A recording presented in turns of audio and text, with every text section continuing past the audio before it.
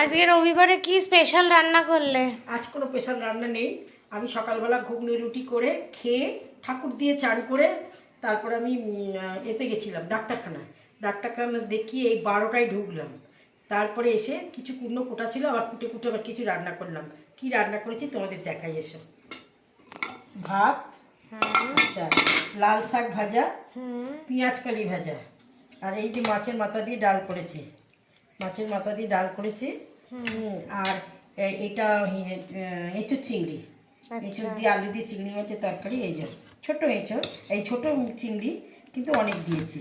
এই যে ভর্তি চিংড়ি আছে, এঁচোড় চিংড়ি হয়েছে। আর এই যে রুই মাছের পটল দিয়ে আলু দিয়ে পাতলা ঝোল। আর এই একটা চাটনি বানিয়েছি, এইটা হচ্ছে ধনে পাতা আর হচ্ছে পুদিনা পাতা একসঙ্গে বেচে ধুয়ে, তাতে 8-10 কোয়া রসুন আর 4টে কাঁচা লঙ্কা, যে ঝাল যেমন খাবে, দিয়ে মিক্সিতে ঘুরিয়েছি। দেওয়ার পরে কড়াইতে একটু সর্ষের তেল দিয়ে কালো জিরে দিয়েছি, দেওয়ার পরে ওটা ঢেলে দিয়েছি। ওটা খুব ফাটে, কিন্তু যত শুকোবে তত ফটফট করে ফাটবে। ঢাকা দিয়ে দিয়ে আপনারা করবেন।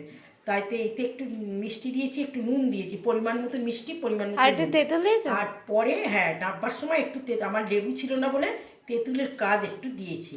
খেতে খুব টেস্ট হয়েছে। আপনারাও করে খাবেন, করে রেখে দেবেন। একদিনে খেতে পারবেন না, অনেকটা। এই যে আমরা করেছি, অনেকটা হয়েছে। এই যে খুব টেস্ট হয়েছে আজকের এই সমস্ত রান্নাবান্না।